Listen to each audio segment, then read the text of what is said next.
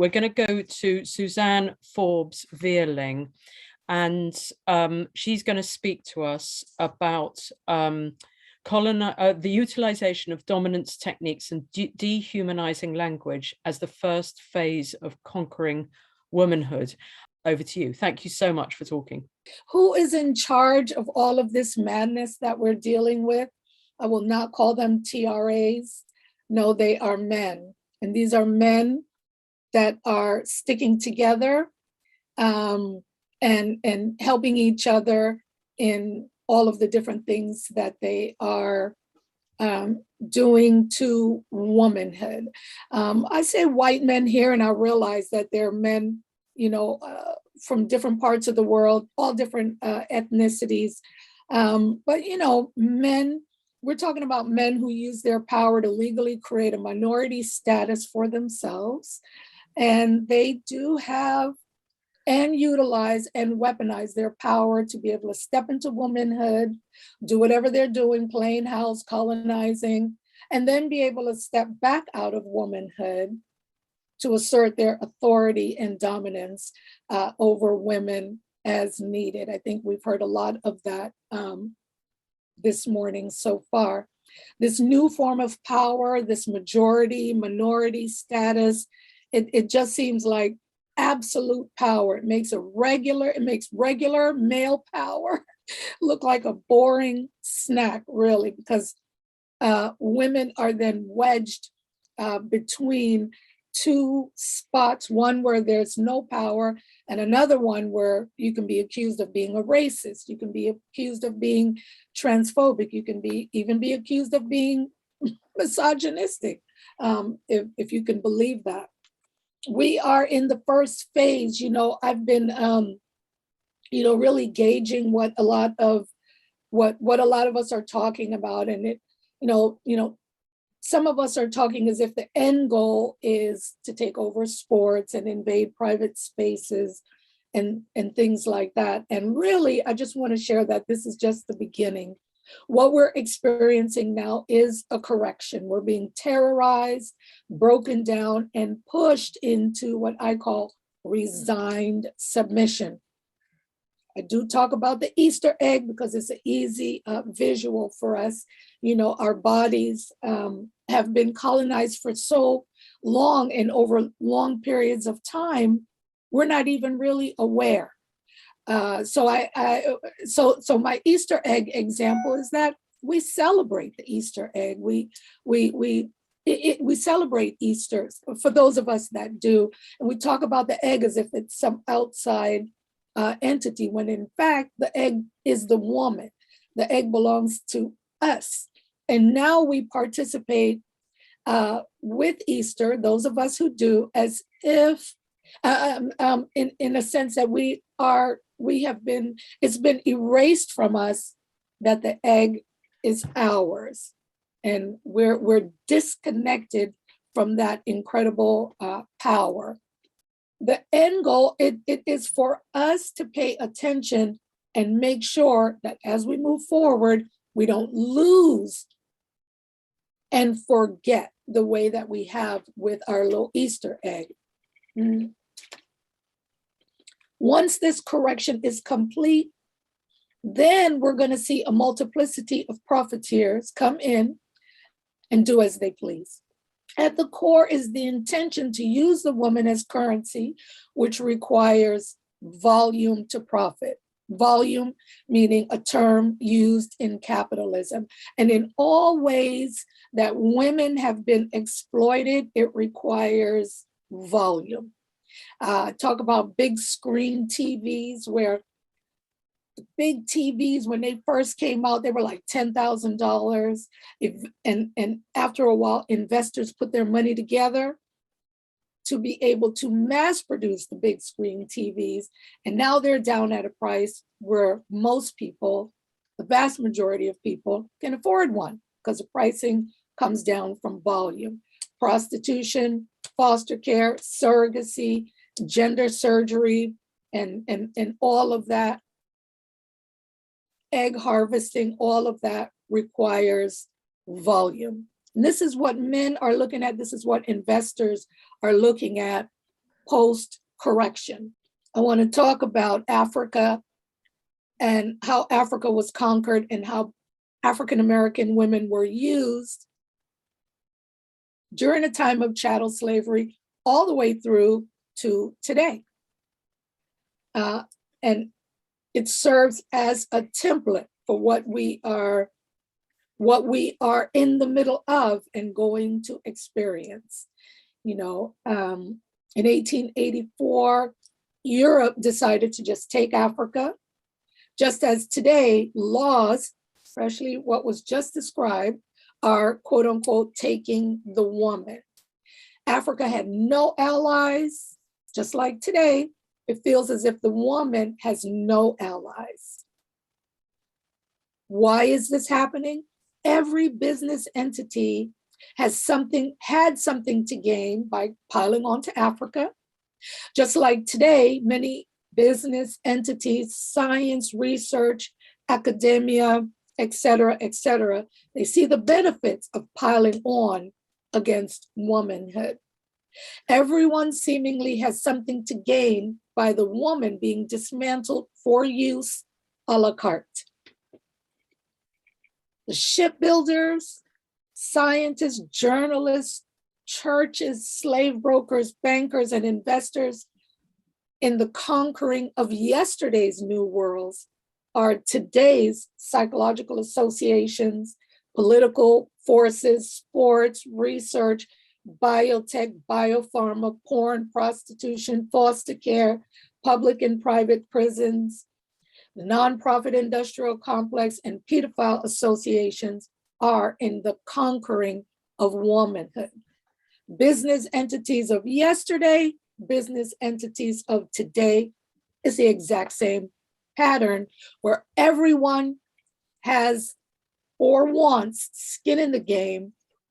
And so that is one of the main reasons for the silence around our cries with what is going on.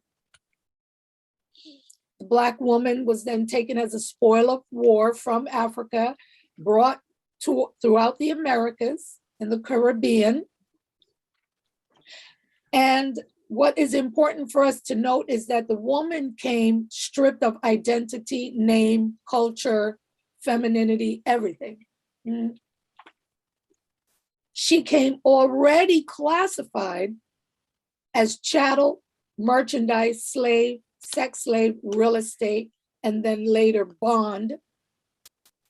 And believe it or not, children were considered compounded interest. Thomas Jefferson had calculated that each child brought 4% interest, and then that interest was compounded. And he was able to predict and do quite a bit and teach people about this 4% thing with Black children. It's just unbelievable. And those techniques and those ways to predict profit and to predict growth are still used today.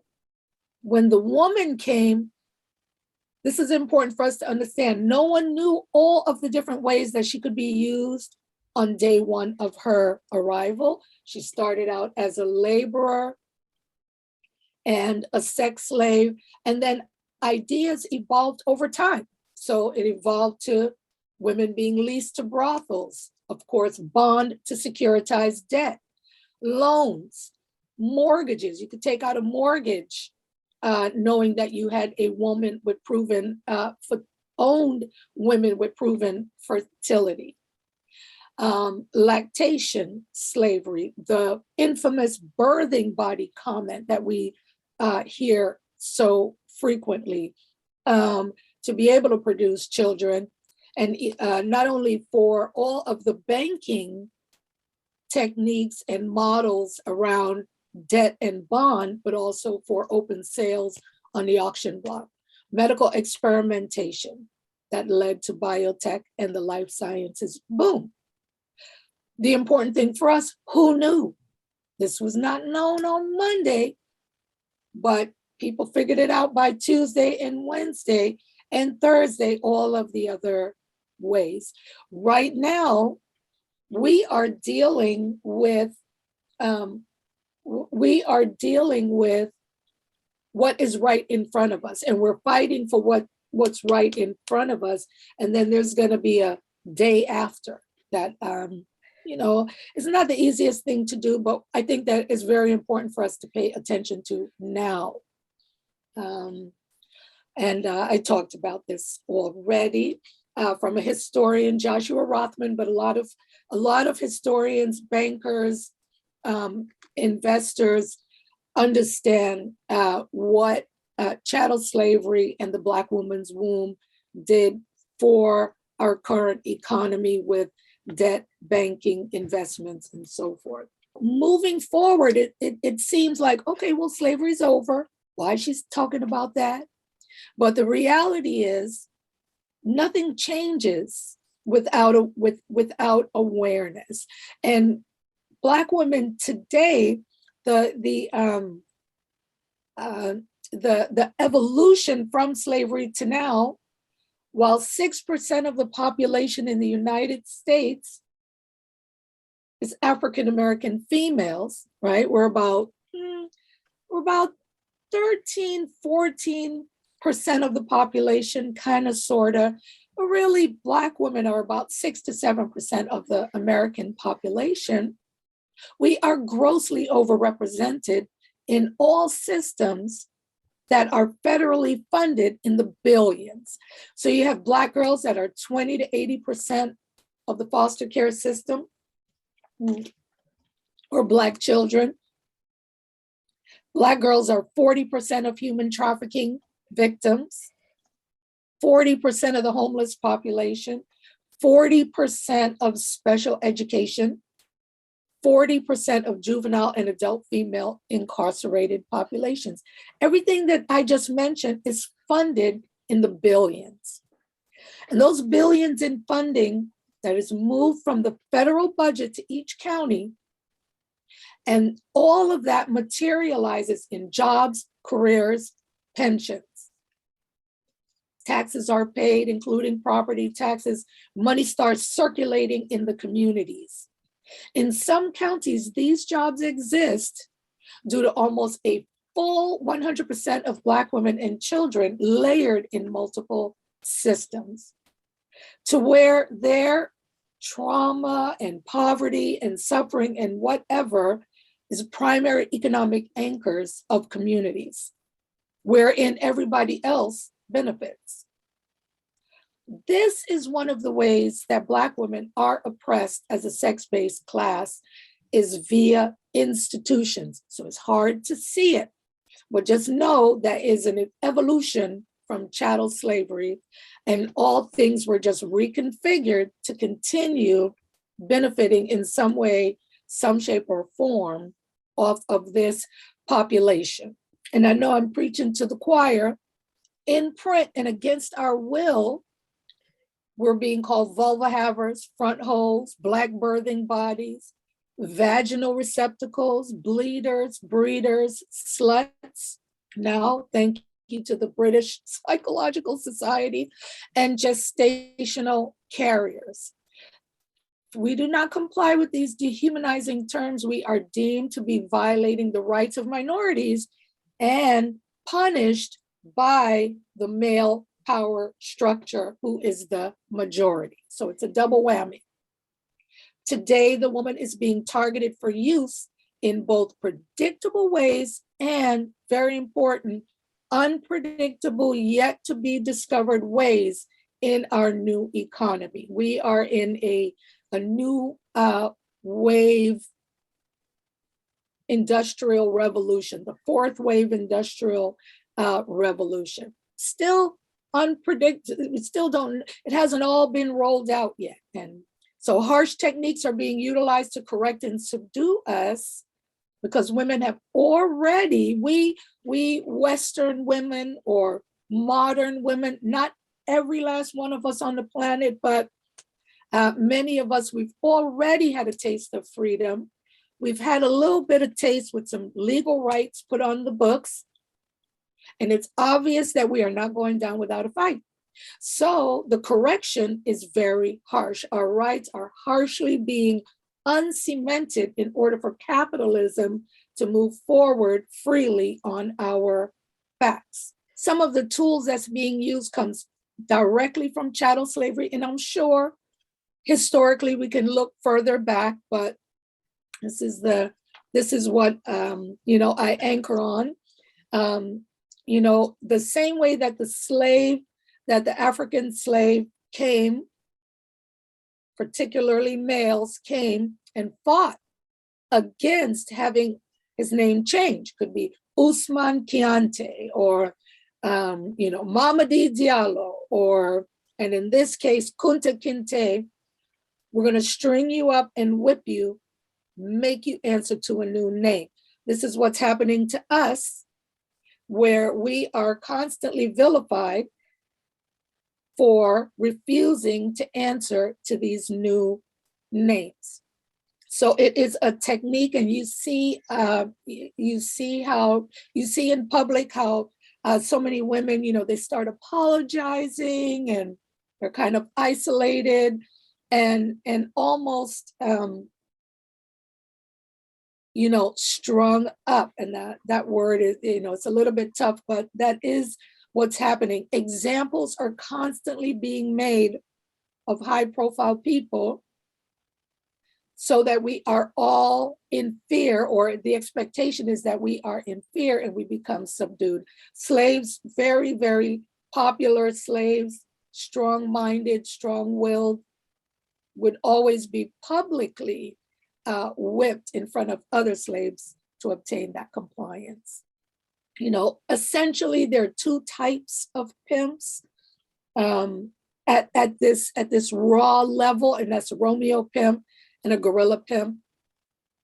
I used to confront these types of pimps in order to try and hold on to some of the foster girls and literally pull them out of these pimps' hands and quote unquote possession. A Romeo pimp uses psychological control over his victims, lures a girl into doing his bidding by making her think that there's some type of a romantic relationship, but the threat of force is there with Romeo pimps as well. They like to brag, but they do threaten and assert force and violence on women also. The guerrilla pimp, literally, there is a script, there is a manual. I'm going to post that for women. I do think that women should start reading how men manipulate women with some of these techniques. A pimp who controls his victim almost entirely through physical violence.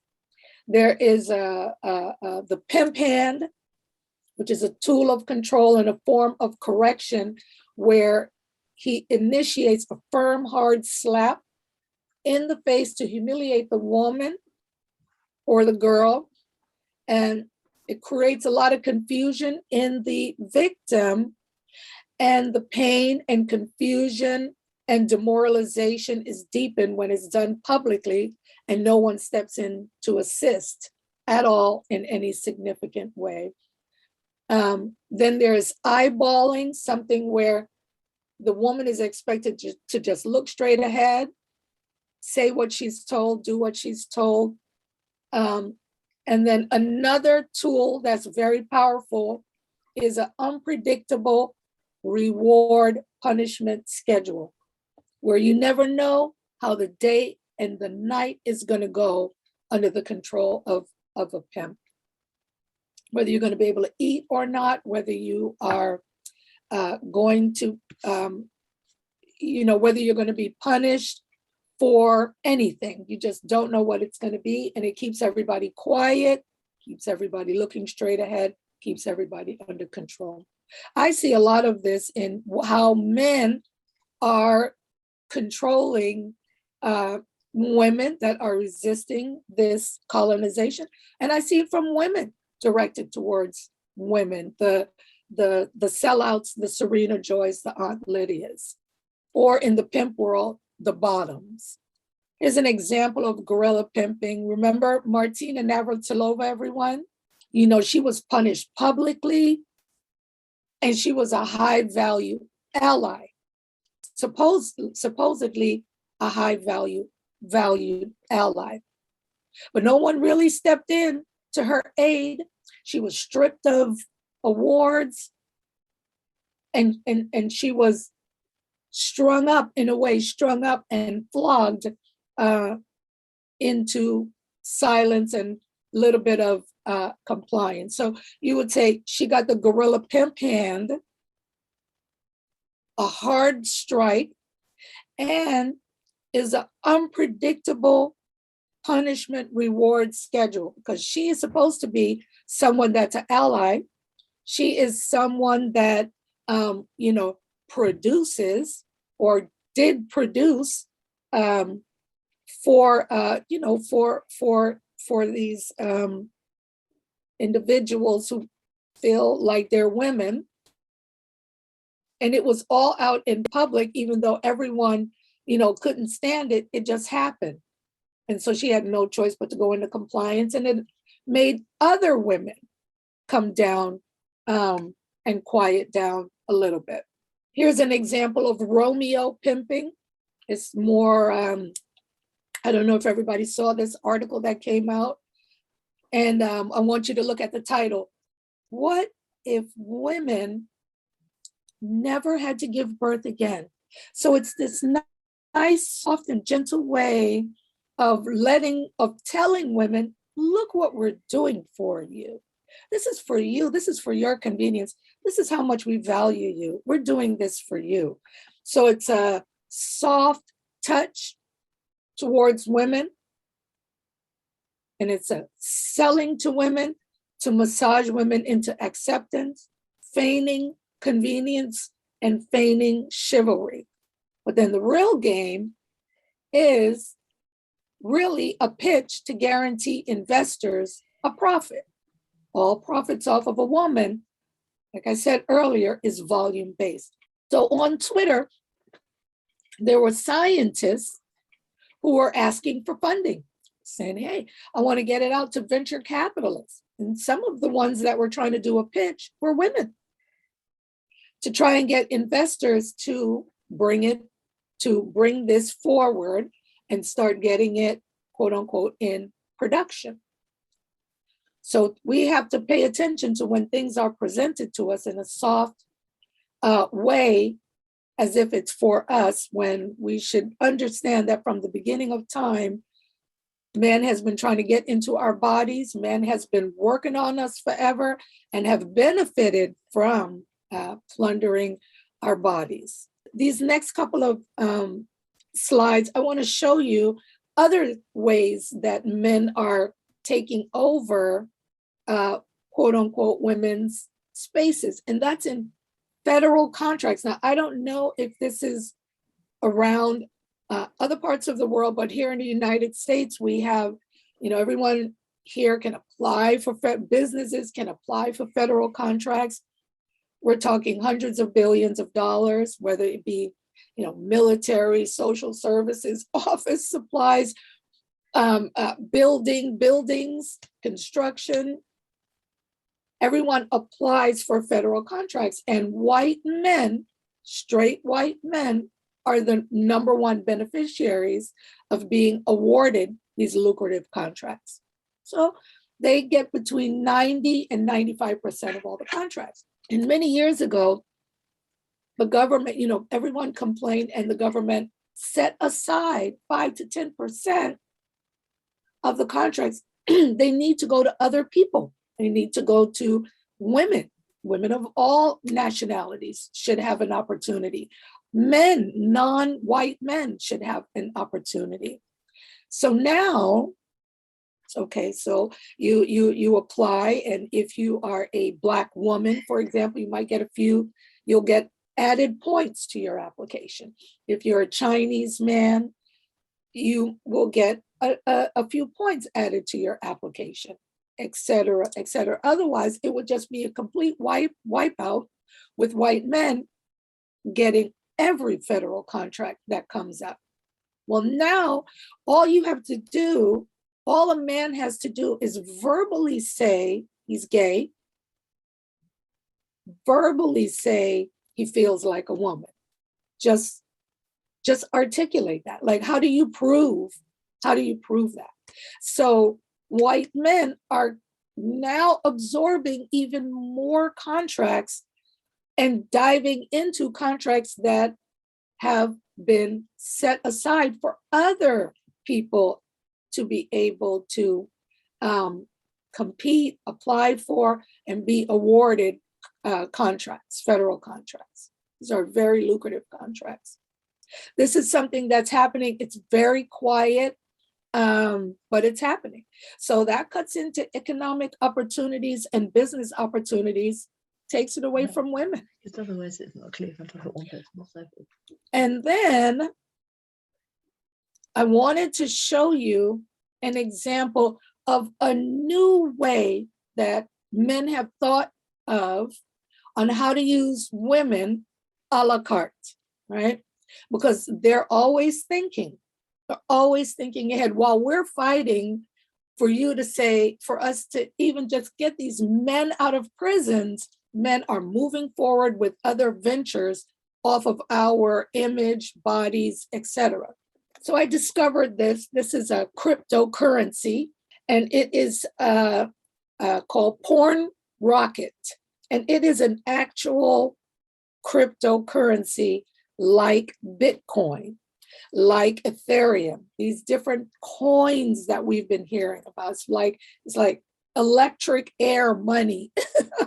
Cryptocurrency is so it takes a minute to wrap your head around it. But there are all these exchanges that are popping up, and there are all these coins that are popping up. So if you look over where it says Bitmart Exchange, this is a cryptocurrency trading platform that is the cryptocurrency equivalent of the NASDAQ or the New York Stock Exchange. And then over here is Porn Rocket, and it's going to be listed on Bitmart. The content of Porn Rocket is pornography. So a penny is made of copper, and this cryptocurrency is made of women. So it's a cryptocurrency, it's a coin. All these coins that are out there, they're just coins. Well, these people decided to add women in pornography to the coin. Like you could buy gold. Well, what's the asset? Well, it's gold. You can buy Apple. Well, what's the asset? Phones and iPads and such. Now you have this coin, and the asset is pornography. And so they're adding women. Everyday women come on board, and they're trying to take over OnlyFans. I just wanted you to see this because we're going to see more and more ways of how to use women, the image of women, and so forth. We already got the old school stuff that we're still fighting, but then new things come through all the time. Men are always thinking. As you can see, there's already been analysis made of it, and there's a chart that's tracking it. All the men in Porn Rocket on their Twitter and on Bitmart, they're all excited because they feel like, this is something's got some teeth to it, and so forth. And then just in conclusion, I just want to leave everybody with restating that we are in a correction phase. This is not the end. There are more things out there. What we've been experiencing is just, obviously very shocking. It's very in our face. It's very primal. It's very real.